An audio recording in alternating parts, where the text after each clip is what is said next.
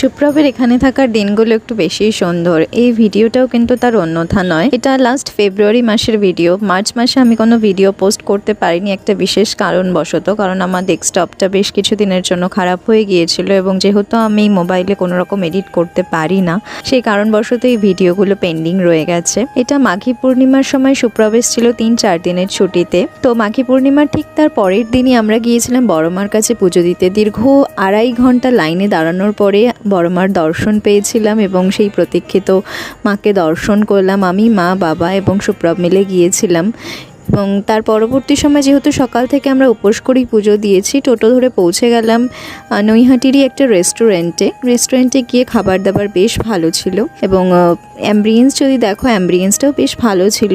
একটা দিন সবাই মিলে একসাথে কাটালাম, স্মৃতির পাতায় একটা দিন আমরা আবার যোগ করলাম।